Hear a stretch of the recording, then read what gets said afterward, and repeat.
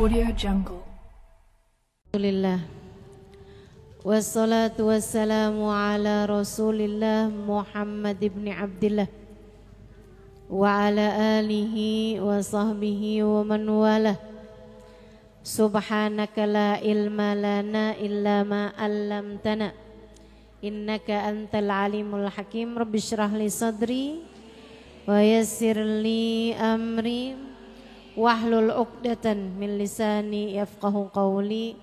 Amma ba'du. Alhamdulillah, sama-sama kita hormati, kita muliakan penyelenggara acara pada hari ini, Majelis Ta'lim Silaturahim di bawah pimpinan Syarifah Nur Aluya Alatas dan juga suami Habib Abdullah bin Abu Bakar Al-Aidarus.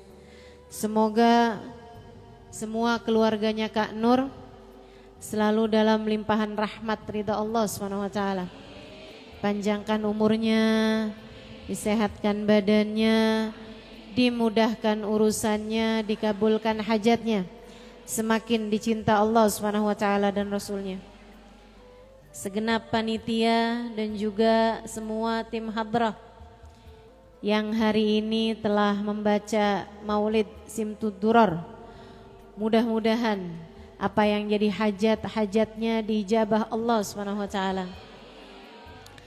Selalu berada dalam lindungan dan bimbingan Allah. Para hubabah, para ustadzah, para syaraif, para ibu-ibu pimpinan pondok pesantren, pimpinan majelis ta'lim, dan juga semua yang telah terlibat dalam acara ini, kita doakan semoga senantiasa dalam limpahan rahmat dan keberkahan dari Allah SWT insyaallah. Dan tentu saja semua yang hadir di majelis ini, baik yang duduk di dalam ataupun yang duduk di atas, ada ya? Yang duduk di atas, juga yang ada duduk di luar. Saya lihat tuh tadi banyak yang duduk di luar, terutamanya sepeda motor. Kita doakan semua yang datang, baik yang datang dari dekat maupun yang datang dari jauh, semoga semuanya mendapatkan rahmat, kasih sayang dari Allah Subhanahu wa taala, mendapatkan ampunan dari Allah Subhanahu wa taala, disayang-sayang Allah, disayang-sayang Rasulullah, dapat syafaat Nabi besar Muhammad sallallahu alaihi wasallam insyaallah. Amin ya rabbal alamin. Membebaskan diri hati. Nah, ini tema kita hari ini. Membebaskan diri dari penyakit hati. Bu, karena yang berpenyakit ini bukan cuman badan. Kita disebut manusia karena punya badan dan juga punya hati. Dan yang bisa kena sakit bukan cuman badan kita, Bu. Badan kalau sakit ujungnya cuman mati. Dan mati itu nggak pakai sakit, semua orang juga emang pasti. Orang hidup belum tentu sempat sekolah. Orang hidup belum tentu sempat nikah. Orang hidup belum tentu habis nikah dapat anak. Orang hidup muda belum tentu sampai tua. Tapi yang pasti semua orang hidup pasti merasakan mati. Badan tuh seapa-apanya sakit. Kalau sakit badan ujungnya cuman mati. Dan mati itu keharusan, keniscayaan sebagai seorang manusia. Masalahnya kalau sampai yang sakit bukan badan tapi hati. Bu, Dek, Nak, mau sebut ibu-ibu doang soalnya banyak adik-adiknya nih ntar ngiri. Jadi sekarang nih kayaknya mesti nyebut semua generasi nih. Bu, Dek, Nak, Nek. Ada nenek-nenek juga ya. Hati kalau sakit bahayanya besar. Kenapa gitu? Bisa nggak selamat? Sebab Allah Subhanahu wa taala mengatakan dalam Al-Qur'an, ala lisani sayyidina Ibrahim al-Khalil, sesuai dengan lisannya Nabi Allah Khalil, ketika Allah menceritakan tentang doanya Nabi Ibrahim alaihi salam, Rabbi la tukhzini yawma yub'atsun yawma la yanfa' mal wala banun illa man atallaha biqalbin salim. Kata Allah, ya Allah, jangan hinakan saya di hari Engkau membangkitkan hamba-hambamu. Jangan buat saya kecewa di akhirat nanti, ya Allah. Yauma la yanfa' mal. Akhirat, hari orang gak selamat bawa harta. Wala banun. Hari orang gak selamat bawa anak. Jadi yang punya anak banyak jangan bangga dulu. Wah, saya mah tenang dah. Punya anak 30. Jangan bangga dulu. Sebab keselamatanmu tidak tergantung dari itu. Yauma la yanfa' mal wala banun. Lantas yang selamat orang yang datang bawa apa?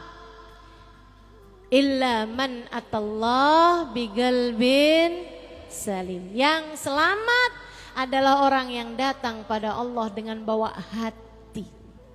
Hati yang selamat, hati yang bagus, hati yang pantas, hati yang bercahaya.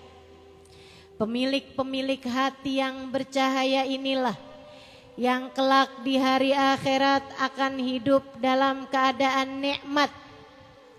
Kalau kamu kepengen hidupmu senang, kelak di hari akhirat nanti akan, kalau kamu pengen hidup kamu dari sejak di dunia dikaruniai kehidupan yang baik, kehidupan yang bahagia, kehidupan yang terarah, kehidupan yang soleha, pastikan kamu punya modalnya hati yang selamat. Selamat dari apa? Selamat dari kotoran-kotorannya. Selamat dari penyakit-penyakitnya. Selamat dari kegelapan-kegelapannya. Apa kotorannya hati? Kotorannya hati adalah dosa. Kata Nabi Muhammad alaihi salatu wassalam, "Idza adznabal abd nakat fi qalbihi nuqtah sauda fa in istaghfar wa taba musih wa illa." Kata Nabi Muhammad, seseorang apabila mengerjakan dosa maka tertorehlah di lantai hatinya, di ruang hatinya satu titik hitam. Kalau dia bertaubat, dia beristighfar, dia mohon ampun kembali kepada Allah, dihapus titik hitamnya. Kalau enggak, titik hitam terus ada. Bikin dosa lagi, titik hitam lagi. Bikin dosa lagi, titik hitam lagi. Sampai hatinya penuh dengan kotoran-kotorannya. Hingga hatinya menjadi gelap, tak lagi bercahaya. Nanti kalau hati udah banyak kotoran-kotorannya, hatinya jadi berpenyakit. Penyakitnya hati apa aja? Banyak. Imamul Haddad dalam kitabnya menyebutkan penyakit-penyakit hati paling berbahaya. Kata beliau, salah satu dari penyakit hati paling berbahaya namanya kibir, kesombongan. Kesombongan ini merupakan penyakit hati yang sangat berbahaya. Lawannya sombong adalah tawadhu. Sombong merasa diri lebih baik daripada orang lain. Saya sih duduk di belakang, tapi nih ya kalau orang tahu siapa saya, pasti saya bakal didudukin di depan.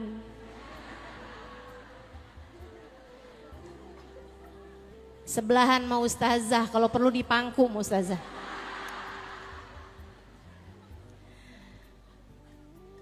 Nah ini nih, merasa diri lebih baik gitu. Ada orang yang duduk di depan, tapi merasa dirinya tidak lebih baik daripada yang duduk di belakang. Nah itu mestinya emang kayak gitu. Yang berbahaya, udahlah dia duduknya di belakang, maju-maju, pengen duduknya paling depan, pakai dorong-dorong orang. Ada yang begitu? Mana orangnya? Ada yang ngacung di belakang. Insyaallah. Hati-hati sama sifat namanya kesombongan. Kesombongan merasa diri lebih baik daripada orang lain. Ngelihat orang yang lebih tua, ya ampun tuh orang pasti dosanya udah banyak. Saya dong mudaan, dosa saya gak segitu banyaknya dibandingkan dengan dia. Ngelihat yang masih muda, ya ampun dia mah sholatnya belum banyak, ibadahnya belum banyak. Saya dong udah berapa kali lewatin Ramadan.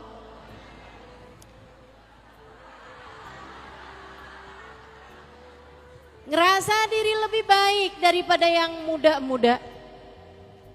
Apalagi kalau ditambah saya haji bukan cuman sekali, halo. Jadi panggilannya udah bukan hajjah lagi tapi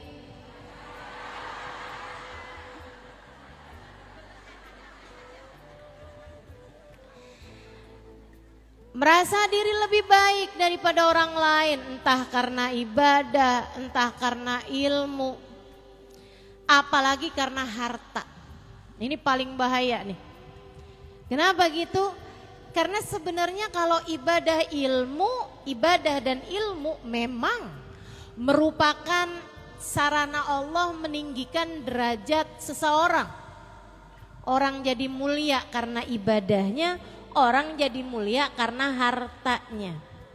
Segitunya aja kita tidak boleh merasa berbangga, merasa lebih dari orang lain karena ibadah kita ataupun karena ilmu kita. Apalagi kalau disebabkan karena harta yang sejatinya memang bukan merupakan pertanda Allah cinta, Allah memuliakan seorang hamba. Ya ampun tuh orang pada miskin-miskin banget ya, hidup di dunia aja terkutuk.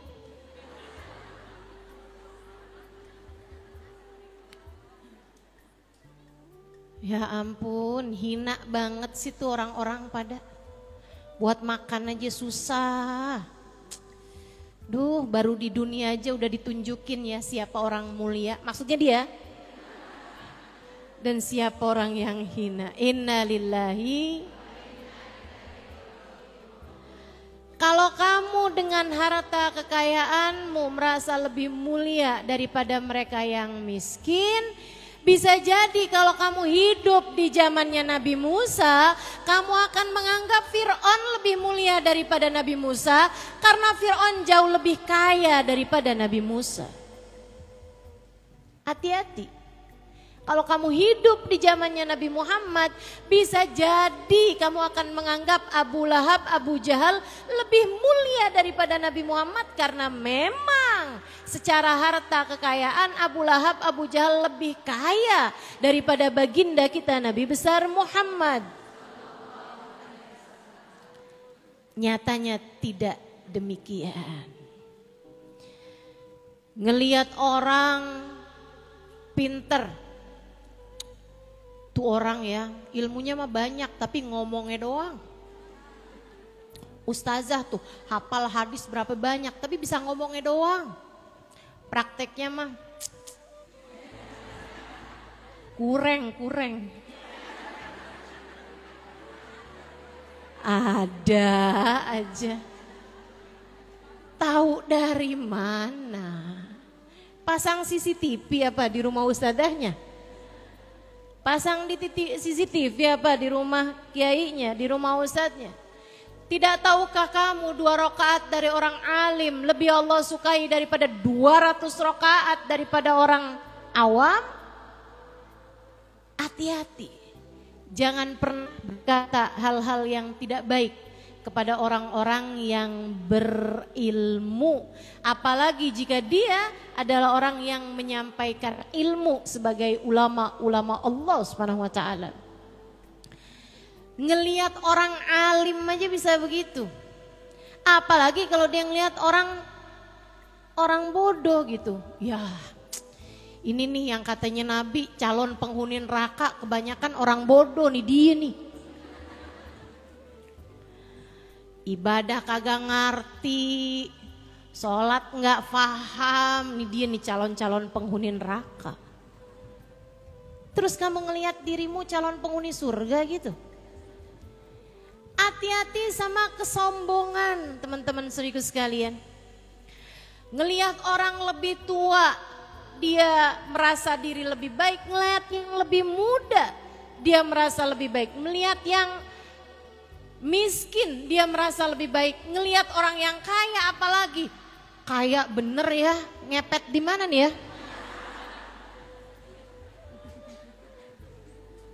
Korupsi nih kayaknya nih. Subhanallah, subhanallah. Terus kamu mau merasa lebih hina tuh dari siapa? Ngelihat orang alim dibilangnya begitu, ngelihat orang bodoh dibilangnya begitu.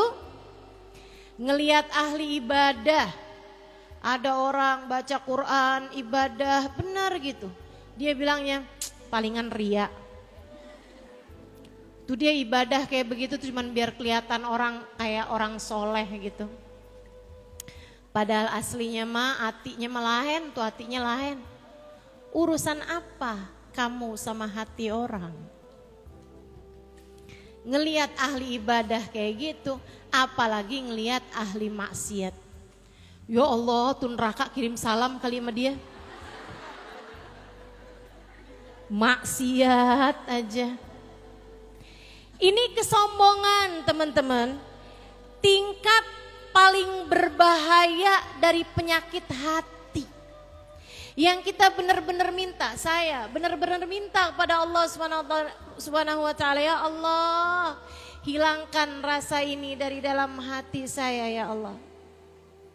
Hilangkan rasa ini dari dalam hati saya. Begitu mudahnya, betapa mudahnya kita merasa diri kita lebih baik daripada orang lain.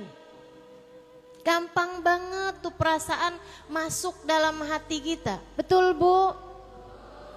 Ibu ngelihat perempuan pakaiannya terbuka gitu, gimana perasaan hati ibu? Kayak ngerasa kayak yang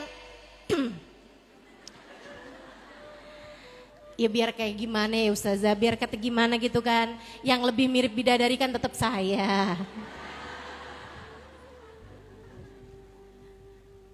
Ya di keadaannya kayak begitu tuh Ustazah, gimana coba? Nih Bu, saya kasih tahu. Gimana caranya berpikir agar melihat orang lain selalu memungkinkanmu untuk melihat dia lebih baik daripada dirimu. Bu, Allah tidak pernah memberi jaminan padamu atas surgamu. Siapa di antara kita? Siapa? Siapa di antara kita yang udah datang malaikat Jibril ngasih tahu dah tenang kamu masuk surga udah pasti? Ada? Siapa di antara kita yang pernah bermimpi Nabi Muhammad? Kemudian Nabi Muhammad berkata, tenanglah kamu ada di belakangku. Siapa?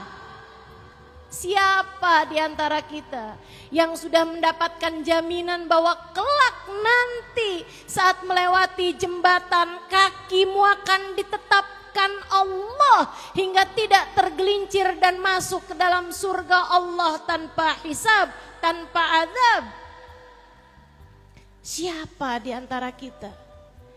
yang bahkan dapat memastikan di saat ajal datang menjemputnya dia mati dalam husnul khatimah? Siapa di antaramu yang bisa memastikan dirimu mendapatkan kemuliaan semacam itu? Bukankah kamu, saya, kita semua adalah orang-orang yang berada dalam keraguan. Apakah kiranya Allah ridho kepada kita ataukah Allah murka kepada kita? Bukankah selagi belum ruh keluar dan melihat tempat kembali kita adalah surga, bukankah selama waktu itu kita masih belum nyata keadaan kita, kita masih belum jelas keadaan kita, akankah ditetapkan dalam jalan taat ataukah kita diusir dari rahmat Allah Subhanahu wa taala dan dibiarkan dalam keadaan maksiat? Siapa di antara kita yang bisa memastikan bahwa di saat ajal datang menjemputnya, yang keluar dari lisannya adalah kalimat La ilaha illallah? Siapa di antara kita yang dapat memastikannya?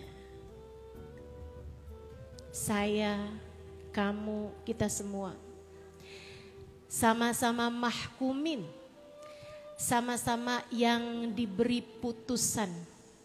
Hakim tertingginya hanya satu, namanya Allah, yang telah mengatakan tentang dirinya, alaihissallahu biahkamil. Bukankah Allah adalah hakim yang seadil-adilnya? Bu, Dek, Allah tuh gak pernah wajib memasukkan kita ke dalam surga. Ini saya serem sih kalau lihat ini. Serem saya kalau ingat ini. Allah gak pernah wajib memasukkan Halimah Ali terus dalam surga. Dan Allah bisa, kuasa untuk memasukkan saya ke dalam neraka. Sama, kamu juga gitu. Allah tidak wajib memasukkanmu ke dalam surga. Allah bisa, kuasa memasukkanmu ke dalam neraka dan membuatmu menderita sehabis-habisnya atau bahkan selama-lamanya. Bisa apa kamu? Bisa apa kita? Kalau Allah menetapkan kita sebagai orang-orang yang dihabis-habiskan oleh Allah Subhanahu wa taala dalam siksanya, bisa apa kita? Sebagaimana manusia, orang-orang lain yang kamu lihat dia sekarang berbuat maksiat, yang kamu lihat saat ini berbuat dosa, meninggalkan ibadah, pakaiannya terbuka atau apapun aja dari jenis kesalahan yang kamu lihat ada dalam diri mereka, bisa saja jika Allah kemudian memasukkan mereka ke dalam surga, apa bisanya kamu? Kalau Allah mau memasukkan dia ke dalam surga, kamu bisa apa? Kalau Allah memasukkan dia ke dalam surga, kamu bisa apa? Tuh yang kamu lihat, perempuan yang tiap malam dianterin sama orang laki-laki yang beda-beda. Kamu bilang, ih murahan sekali. Bisa jadi kalau Allah ingin memasukkannya ke dalam surga, kamu bisa apa? Terus yang kamu lihat dirimu itu, udah sholat, udah ibadah. Kalau Allah gak mau memasukkanmu ke dalam surga, kamu bisa apa? Karena ya guru saya, Sayyidil Habib Umar bin Hafid menyampaikan, Innalillah sifat. Allah Subhanahu wa taala punya satu sifat. Namanya la yubali, Allah tidak peduli. Jika Allah hendak menyayangi seorang hamba, Allah akan memuliakan dia meskipun masa lalunya bergelimang dosa. Allah kalau ingin memuliakan seorang hamba, dinaikkannya derajat hamba tersebut. Meskipun sebelumnya maksiat demi maksiat dia lakukan di atas muka bumi ini. Jika Allah menghendaki untuk menyayanginya, Allah dengan mudah menaikkan derajat orang tersebut di sisi Allah. Allah tidak peduli. Pun demikian, kamu udah tahajud, kamu udah ibadah, kamu udah ngerjain taat. Kalau Allah murka kepadamu, Allah gak peduli sama apa yang sudah kamu lakukan selama ini. Allah gak suka sama satu perbuatan kamu, kemudian seluruh amal perbuatan kamu, kebaikan-kebaikannya Allah gugurkan. Allah tidak peduli itu. Makanya hati-hati sama sifat sombong. Tiap kali ngerasa diri, saya dong. Tanyakan pada dirimu, memang siapa saya? Saya hanyalah seorang hamba yang jika Allah berkenan, jika Allah menghendaki melemparkan saya ke dalam neraka, saya tak akan mampu berbuat apa-apa. Jika Allah menghendaki untuk memurkai saya tidak dapat berbuat apa-apa. Allah tidak peduli kamu mau anak siapa kek. Allah gak peduli kamu mau sekolahnya di mana kek. Allah gak peduli mau kamu udah bolak-balik pergi haji umroh kek. Kalau Allah gak suka kamu bisa bilang apa? Allah murka, kita bisa bilang apa? Terus ingat-ingat itu dalam hatimu. Terus sampaikan itu dalam jiwamu. Mudah-mudahan dapat jadi obat dari kesombongan kita selama ini. Insya Allah. Teman-teman saudariku sekalian yang saya muliakan, dulu ada satu Hawari. Hawari itu kayak sahabat buat Nabi Muhammad. Ini punyanya Sayyidina Isa bin Maryam, Nabi Allah Isa. Jadi kalau orang dekat sama Nabi Muhammad, beriman kepada Nabi, namanya kan sahabat Nabi. Kalau sahabatnya Nabi Isa namanya Hawari. Yang Allah ceritakan dalam Al-Quran, qalal hawariyuna nahnu ansarullah, itu ya. Hawari. Ada Hawari. Jadi Hawari sahabatnya Nabi Isa. Dekat sama Nabi Isa sampai sama Allah karena dia dekat sama Nabi Isa, senang khidmat, senang taat sama Nabi Isa. Allah kasih kemuliaan. Kalau dia jalan ada awan naungin dia. Ini teman-teman, kamu kalau dengar kemuliaan semacam ini, jangan pernah doa minta dikasih kayak begitu. Enggak, ini saya serius, jangan ketawa. Saya serius nih ya. Kalau kamu dengar ada orang bisa tahu isi hati manusia, kamu jangan, ya Allah kasih dong saya kayak gitu ya Allah. Jangan. Kenapa gitu? Nah kamu tuh gak ada awan naungin di atas kamu aja. Kamu bisa sombong gimana kalau jalan kemana-mana dinaungin awan. Kamu gak tahu isi hati orang aja, kamu gampang mau suudzon sama orang lain. Gimana kalau kamu dikasih lihat isi hati orang? Makanya kalau saya sih saya doa minta sama Allah, ya Allah, jangan sampaikan kepada saya selain kebaikan orang-orang ya Allah. Karena saya cukup sulit untuk menjaga hati agar tetap husnudzon, berbaik sangka. Jauh lebih mudah bagi saya agar tidak mendengar keburukan-keburukan tentang orang lain disampaikan kepada saya. Yang buruk-buruk dari orang jangan sampai dan nyampe ke telinga saya. Saudaraku sekalian yang saya muliakan, Hawari ini, sahabat Nabi Isa ini, kemana jalan awan naungin di atas dia. Satu hari dia lagi jalan di sebuah perkampungan, kemudian di ujung perkampungan tersebut ada gurun pasir. Saat melewati itu dia sambil awan naungin di atasnya dan dia jalan dalam keadaan terhormat, bajunya putih, pecinya putih, mukanya bercahaya, asar dari ibadah, asar dari zikir.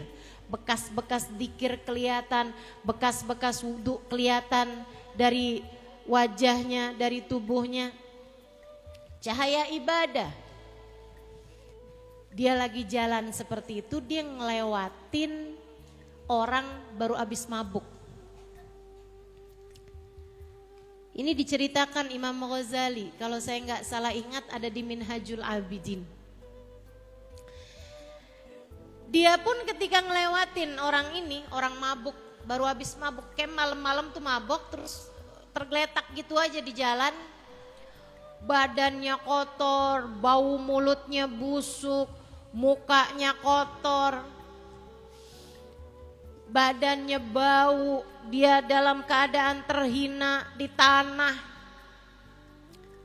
Orang ini ketika lewat, dia menjauh, bukan karena takut dipukul, orang mabok kan namanya mabok ya enggak gitu, tapi dia ngeliatnya, ih ahli maksiat, ih neraka nih orang ini nih, ahli maksiat bener-bener nih, ih jangan sampai dosa-dosa dia ntar nularin saya.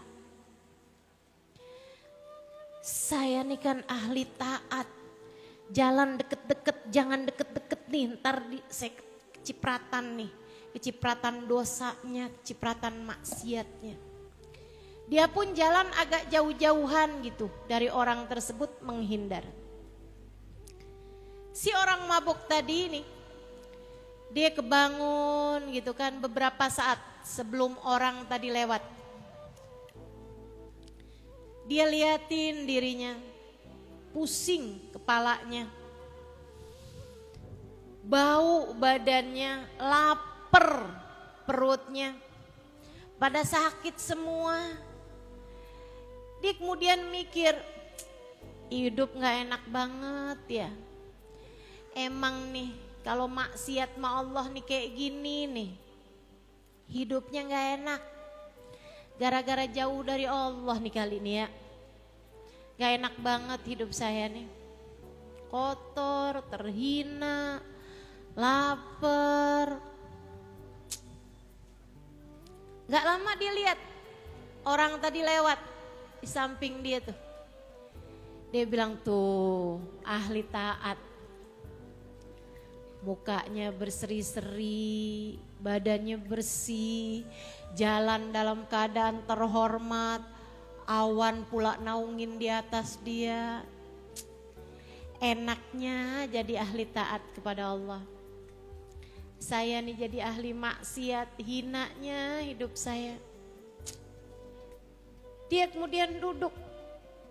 Dia bilang, ya Allah, kalau saya balik kepadamu, Engkau terima gak ya Allah? Terima kan ya Allah? Saya mau hidup taat aja ke jalanmu ya Allah, ampuni dosa-dosa saya, jadikan saya ahli taat kepadamu ya Allah. Dia kemudian berdiri, saya pengen ibadah kepadamu ya Allah. Dia mikir ibadah apa yang paling dekat. Ya udah dah, dia menapaki tapakan-tapakan orang soleh yang ada di hadapan dia. Dia ikutin jalannya, dipas-pasin sama dia langkahannya orang tersebut.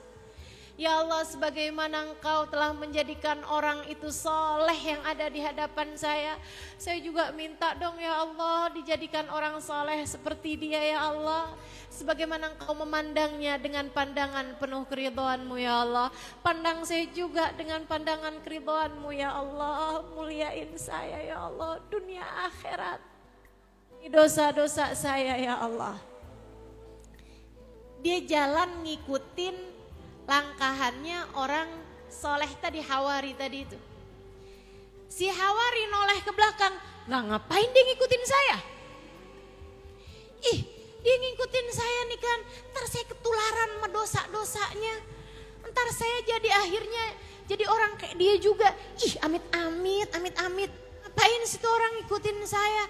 Dia terus mempercepat langkahnya. Fa'auhallahu ila Nabi Allah Isa bin Maryam. Allah memberi wahyu kepada Nabi Isa bin Maryam. Gak lama sudah beberapa perjalanan, berapa ratus meter perjalanan ada Nabi Isa menunggu mereka berdua. Kata Nabi Isa, Allah telah mewahyukan kepada saya, kamu wahai peminum ahli maksiat, akan tetapi kamu datang pada Allah dengan bertaubat dan hatimu bersih sehingga kamu bisa memikirkan kebaikan orang yang ada di hadapan kamu. Kamu berharap mendapatkan berkah dari Hawari sahabatku ini. Allah mengatakan bahwasanya Allah telah mengampuni seluruh dosa-dosamu itu. Nabi Isa kemudian bilang pada sahabatnya, dan kamu bahkan awan menaungimu setiap kali kamu berjalan, tapi hati kamu tidak mampu kamu jaga dari kesombongan. Kamu merasa diri lebih baik dari laki-laki pemabuk ini, padahal dia telah kembali ke jalan Allah. Allah telah mewahyukan kepadaku bahwasanya Allah telah menggugurkan semua kebaikan-kebaikan dan pahala-pahala kamu. Sekarang kamu sama dia sama-sama berada di titik nol. Mulailah langkah perjalanan menuju Allah. Sejak Nabi Isa bilang kayak begitu, awannya pindah ke pemabuk yang tadi ada di sampingnya. Allah nggak peduli, Allah nggak peduli, Allah nggak peduli. Ada orang ahli maksiat kayak gimana Allah mau tinggiin, Allah nggak peduli. Allah makanya jangan pernah gampang-gampang menghakimi siapapun.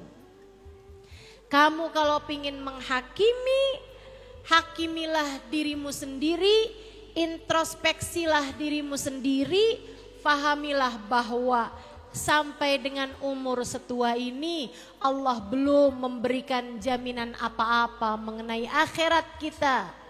Maka bukankah sebaiknya yang sedang diuji ini berhati-hati. Hati-hati.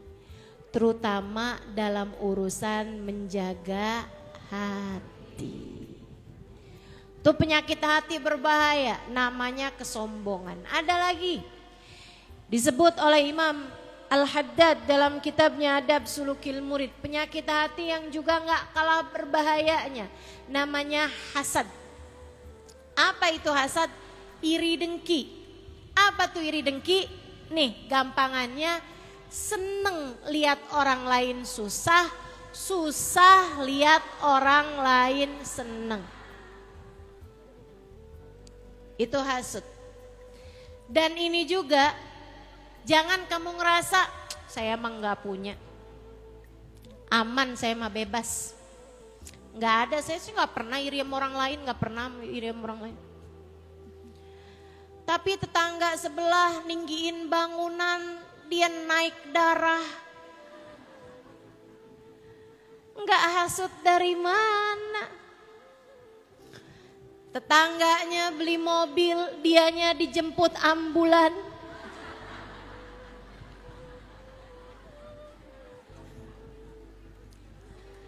Ada anak tetangganya dilamar bolak-balik, sementara anaknya sendiri udah masuk umur tapi belum datang-datang juga jodohnya. Hatinya kalang kabut, mikir nih jangan-jangan dia guna-guna.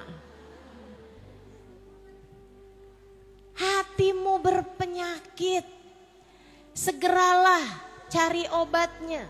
Segera obati hatimu itu.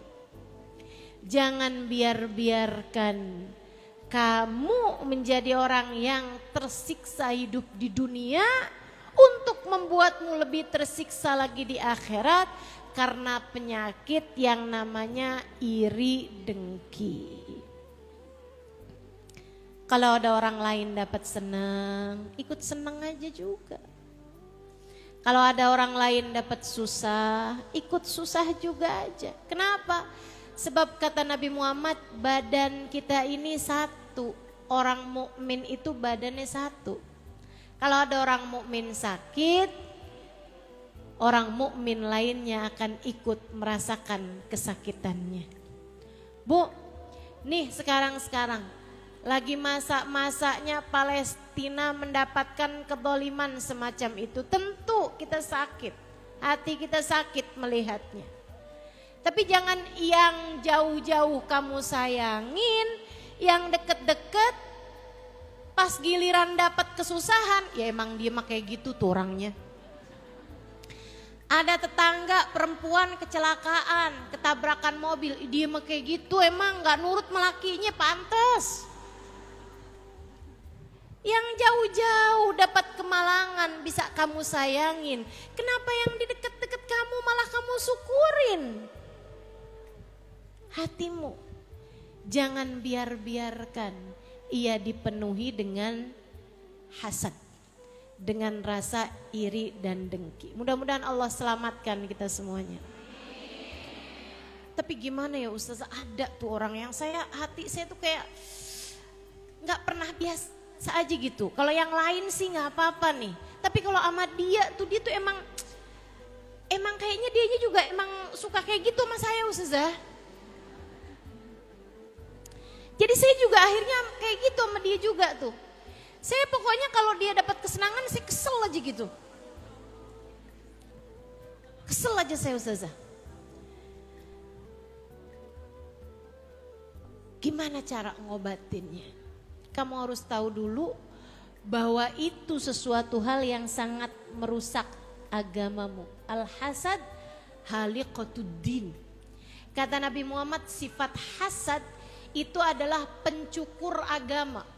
Kayak rambut nih gondrong, kena cukur, langsung botak. Iman kamu, agama kamu kayak begitu. Katanya Nabi Muhammad dalam hadis yang lain, al-hasad ya'kulul hasanat kama ya'kulun narul hatab. Hasud makanin kebaikan kayak api memakan kayu bakar. Kamu ibadah sehari, kena hasud sekali, habis ibadahmu sehari itu. Bahkan kadang-kadang ibadah seminggu, habis kena hasud sekali. Kadang-kadang ibadah sebulan, habis kena hasud sekali. Bahkan kadang-kadang ibadah setahun, habis kena hasud sekali. Bahkan kadang-kadang ibadah seumur hidup habis sama sekali karena termakan oleh rasa hasud yang menggerogoti dalam hati seseorang. Hati-hati sama sifat hasud. Jangan hasud. Sama-sama belajarnya, tapi yang ini sukses, yang kamu kurang sukses, ya nggak apa-apa. Sama-sama buka usahanya, yang dia maju, yang kamu enggak, ya nggak apa-apa. Bu, Allah yang ngasih rejeki buat semua orang. Allah yang paling tahu. Apalagi kalau kamu ngerasa, ya Allah, dulu waktu toko saya sendirian, toko saya laku ya Allah. Giliran tetangga toko juga, dia yang lebih laku ya Allah. Bangkrutkanlah toko dia ya Allah. Kamu zalim dengan kamu punya sifat hasud. Kamu merasanya malah diri kamu yang terzalimi. Nah ini kan namanya musang berbulu domba. Gimana mau Allah sayang kalau kayak begitu? Jadi kamu harus ngerasa dulu bahwa itu adalah penyakit. Tiap kali datang kebencian, datang rasa iri, datang sifat hasud nih dalam hati, menangislah kepada Allah. Ini dikasih tahu sama Imamul Haddad obatnya. Yuk bebaskan dirimu. Saya udah kasih tahu tadi obatnya sifat sombong. Dengan kamu berpikir Allah enggak wajib memasukkanmu ke dalam surga. Allah kuasa memasukkanmu ke dalam neraka. Allah juga enggak wajib masukin orang ke dalam neraka.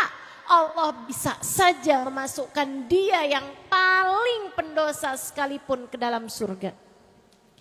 Itu kalau kamu ingetin terus agak berkurang kesombongan kamu. Tenang teman-teman, saya ngasih tahu kamu obatnya karena saya penyakitan sama kamu. Jadi saya ngerti gimana cara buat ngobatin penyakit-penyakit dalam diri saya ini. Saya sampaikan kepadamu. Saudaraku sekalian yang saya muliakan, Imam Al-Ghazali dalam kitabnya menceritakan, kalau nggak salah Bidayatul Hidayah, diceritakan tentang gimana caranya ngobatin sifat hasud.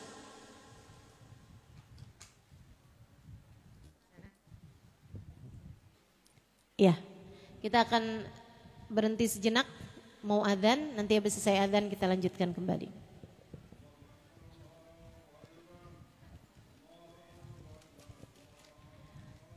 Doa waktu adzan mustajab, kita doa banyak-banyak agar Allah sembuhkan penyakit-penyakit hati kita.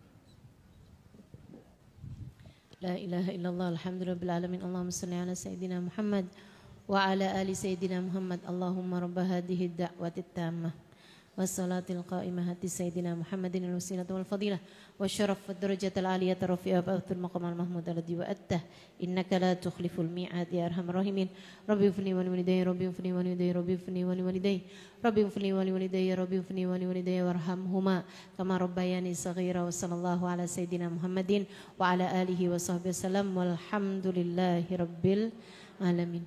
Imam Al-Ghazali dalam kitabnya menyebutkan obat penyakit hasud. Kalau kamu merasa diri kamu nih dikuasai sama sifat rasa hasud, biasanya ya maaf, biasanya tuh kalau ibu rumah tangga hasudnya juga sama ibu rumah tangga. Biasanya penjahit hasudnya juga masih sama penjahit. Biasanya maaf, pejabat hasudnya juga masih sama pejabat. Biasanya kalau maaf nih ya, biasanya kalau ustadzah hasudnya juga masih sama ustazah.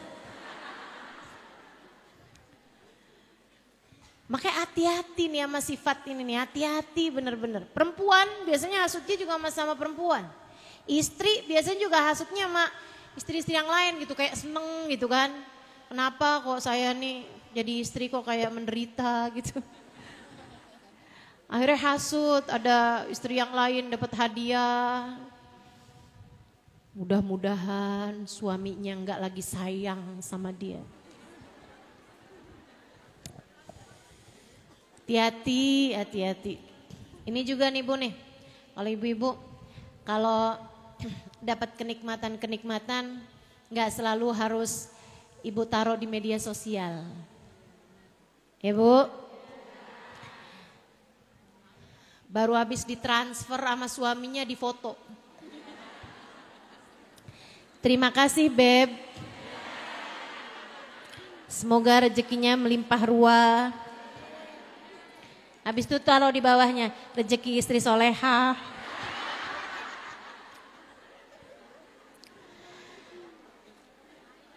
Akhirnya juga dapat membuat hati orang lain bisa juga jadi iri, dan siang iri itu juga berbahaya juga. Malah yang lebih berbahaya orang yang iri itu tadi ya. Kalau buat dirinya takutnya jatuhnya jadi pamer, takutnya juga jadi kena mata gitu kan. Kena mata panas. Tapi kalau yang iri ini yang bahaya nih.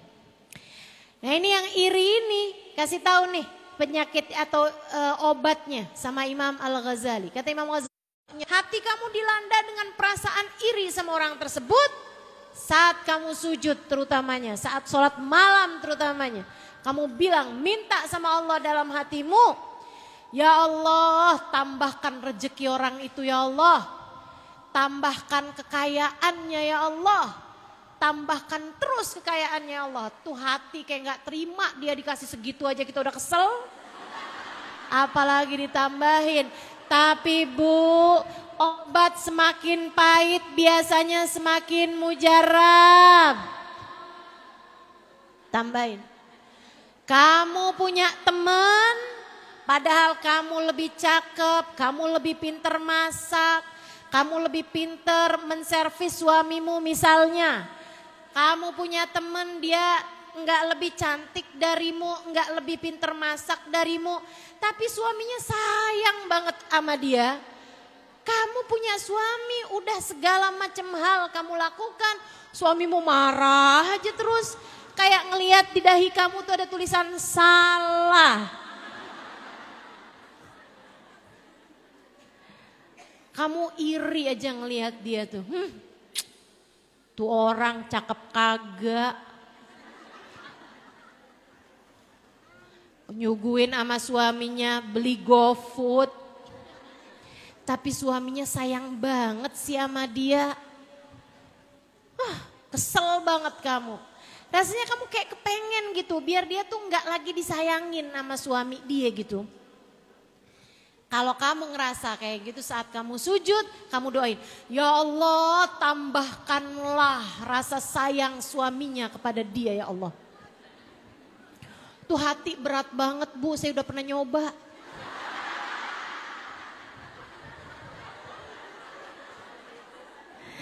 Tapi kan emang ya, dokter itu yang bisa ngobatin yang pernah punya sakit yang sama. Jadi insya Allah jadi obat buat semuanya. Coba kerjain, coba kerjain. Coba kerjain. Tiap kali rasa benci dalam hatimu menguasaimu, doakan orang tersebut. Biar dapat segala kebaikan, dapat segala kebaikan, dapat segala kebaikan. Dan saya ngelihat orang, nggak belajar tapi cerdas banget sih. Hati saya rasanya yang, saya harus belajar banyak nih biar bisa ngerti gitu kan. Saat saya lagi sujud saya doain, ya Allah tambahkan kecerdasannya ya Allah. Tambahkan ilmunya ya Allah, bukakan padanya ilmu ladunimu ya Allah. Pelan-pelan rasanya jadi hilang. Pelan-pelan rasanya jadi hilang. Malah kalau kamu bisa lagi deketin, datengin orang itu.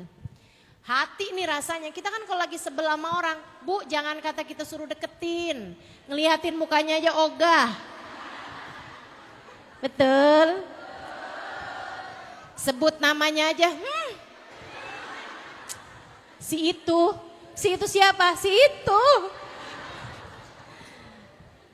Sampai nyebut namanya aja gak mau. Nih obatnya nih, kalau kamu lagi sebel sama orang, benci sama orang, hasut sama orang, datengin, salamin, pelukin, bilang sama dia, saya sayang sama kamu. Hilang, setannya hilang, setannya hilang, percaya saya setannya hilang. Obat tuh emang berawanan, Bu.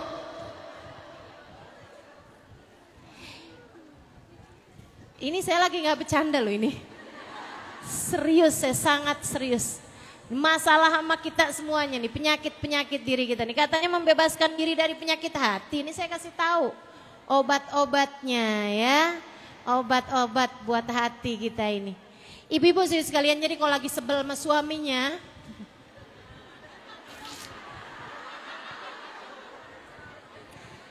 minta maaf, deketin, puji dia. Enek-enek deh, tapi kerjain aja. Iya, kerjain. Biar setannya nggak kelamaan menguasai dirimu itu. Biar setannya nggak kelamaan menguasai diri kita. Insya Allah. Terakhir saya mau sampaikan, karena udah sore ya Bu ya. Terakhir saya mau sampaikan. Hati kita ini Bu, biar bagus perlu cahaya. Perlu cahaya. Ini ruangan nih kelihatan bagus, bahkan muka orang kelihatan bagus karena ada cahaya. Kalau gelap mah gak kelihatan apa-apa. Betul gak? Nih bunga-bunga nih kelihatan cakep karena ada cahaya, ibu-ibu sekalian. Ini backdrop kelihatan, semuanya kelihatan karena ada cahaya. Begitu gak ada cahaya sama sekali, udah semuanya gelap aja. Gak kelihatan yang mana yang hidungnya mancung, yang mana yang alisnya disulam, yang mana gak kelihatan tuh. Gak kelihatan. Ibu-ibu sekalian, hati juga biar indahnya kelihatan. Biar cakepnya hatimu kelihatan. Biar cakepnya iman dalam dirimu kelihatan, harus ada cahayanya. Iman tuh cakep Bu. Keyakinan kita kepada Allah tuh cakep. Islam kita ini bikin kita cakep. Hatinya cuman seringkali gak kelihatan karena gak ada cahaya. Ibu, saya kasih tahu cahayanya hati. Bu, cahayanya hati itu Allahu nurus samawati wal ard. Allah lah cahaya bagi langit dan bumi. Kamu kalau kepengen hatimu bercahaya, taruh Allah dalam hatimu. Ingat terus sama Allah. Ingat terus kamu hamba Allah, Allah Tuhan kamu. Ingat terus Allah lagi liatin kamu dimanapun kamu berada. Allah yang punya kuasa, Allah. Allahu nadhiri, Allah lihat saya. Allahu syahidi, Allah mengawasi saya. Allahu ma'i, Allah bersama saya. Allahu qaribun minni, Allah dekat dengan saya. Terus ingetin diri. Allahumma anta rabbi, la ilaha illa anta, khalaqtani wa ana abduka wa ana ala ahdika wa wa'dika mastata'tu. A'udzu bika min syarri ma sana'tu. Abu'u laka bi ni'matika 'alayya wa abu'u bi dhanbi faghfirli fa innahu la yaghfiru dzunuba. Ya Allah, Engkau Tuhanku, aku hambamu. Allah anta rabbi, la ilaha illa anta. Tidak ada Tuhan kecuali Engkau. Khalaqtani, Engkau telah menciptakan aku. Fa ana abduk, maka aku adalah hambamu. Wa ana ala ahdika wa wa'dika mastata'tu. Aku berada dalam perjanjian dan berusaha taat kepadamu semampu aku. Abu'u laka bi ni'matika 'alayya. Engkau selalu datang padaku dengan membawa kenikmatan yang tak terbilang. Wa abu'u bidambi, sementara aku datang padamu dengan kemaksiatan dan dosa-dosa yang tak henti-hentinya. Faghfirli, ampunilah aku ya Allah. Fa innahu la yaghfirud dzunuba illa anta. Sesungguhnya tak ada yang dapat mengampuni dosa-dosaku kecuali Engkau. Terus ingat Allah, jadi cahaya. Dan yang terakhir, kalau pengen hatimu bercahaya, dekati manusia yang dikasih Allah cahaya paling berkilau. Namanya Sayyiduna Muhammad. Itu sebabnya kenapa orang-orang yang paling berkilau hatinya, yang paling mulia akhlaknya, yang dapat mengatur jiwanya selalu adalah orang yang memiliki kedekatan dengan Nabi besar Muhammad. Ini mujarab buat saya, silahkan amalkan. Kalau kamu sedang merasa tidak mampu menguasai hati, kamu lagi kepengen ngomel-ngomel, kepengen marah-marah, kamu lagi dilanda perasaan, anak kamu nih pengen kamu remes, kamu balikin lagi ke perut. Kamu kalau lagi ngerasa gak mampu nata hati, dilanda kecemburuan terhadap suami misalnya gitu, atau dilanda rasa kesel, rasa marah terhadap siapapun, saudaramu, temanmu atau siapapun, ketidakmampuanmu menjaga hati karena kurangnya cahaya di dalam hatimu, cepet cari. Istilah HP nih, baterai kamu nih udah bener-bener low, udah hampir mati nih, buruan dicas. Cara ngecas paling cepat adalah kalau kamu sedang memungkinkan berwudu, silakan berwudu. Kalau enggak sedang memungkinkan karena sedang menstruasi, enggak usah wudu, kamu duduk aja menghadap kiblat, baca sholawat kepada Sayyiduna Muhammad. Allahumma salli ala Sayyidina Muhammadin tibbil qulubi wa dawaiha wa afiyatil abdani wa shifaiha wa nuril absari wa diyaiha wa ala alihi wa sahbihi wa sallim. Allahumma salli ala Sayyidina Muhammadin tibbil qulubi wa dawaiha wa afiyatil abdani wa shifaiha wa nuril absari wa diyaiha wa ala alihi wa sahbihi wa sallim. Sambil kamu bilang, ya Allah, solawatkanlah, sampaikanlah solawat salammu kepada Nabi Muhammad. Jadikanlah obat bagi hati saya ya Allah. Jadikanlah obat bagi badan saya ya Allah. Bagikanlah obat bagi cara berpikir saya, cara melihat saya. Solawat saya kepada Nabi Muhammad jadikanlah obat untuk segala macam penyakit bohir batin saya.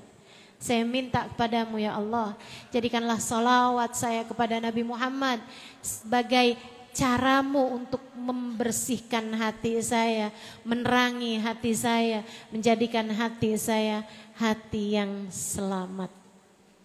Terus baca salawat, liatin. Nanti tuh pelan akan semakin tambah lebih mudah mengolah emosi kamu. Makanya buat ibu-ibu juga yang punya anak suka ngambekan, yang punya anak suka tantrum, ajarin baca sholawat. Bikin hati anak jadi adem. Ya Bu, anak ya Bu, bukan suami. Kalau suami rada repot. Pas dia lagi marah-marah, Allahumma sholli ala, agak repot ya. Apaan sih gitu nanti ya. Bismillah, insya Allah mudah-mudahan kita udah pelajari nih sampah-sampahnya hati. Kita berusaha untuk selalu bertaubat pada Allah Subhanahu wa taala atas segala dosa-dosa kita yang telah lalu. Penyakit-penyakitnya hati tadi udah saya sebutkan, beberapa diantaranya yang paling sering mengenai hati-hati kita. Kemudian yang terakhirnya juga saya udah kasih tahu kepadamu bagaimana cara mencahai hati. Semoga menjadi ilmu yang bermanfaat buat semuanya insyaallah. Menjadikan kita orang-orang yang terbebas dari penyakit-penyakitnya hati. Mudah-mudahan bisa diamalkan walaupun hanya sedikit ini ya. Mudah-mudahan bisa diamalkan ala hadhihi niyah wa bikulli niyatin salihah jami'ah syamilah. Annallaha yunawwir qulubana wa qalibana ma'al huda wat tuqa wal afaf wal ghina war ridha wal yaqin yaftah alaina futuhal arifin yakhtim lana bil husna wa huwa radin anna fi watwin wa afiyah wa ila hadratin Nabi Muhammad sallallahu alaihi wa ala alihi wa sahbihi wasallam. Al-Fatihah.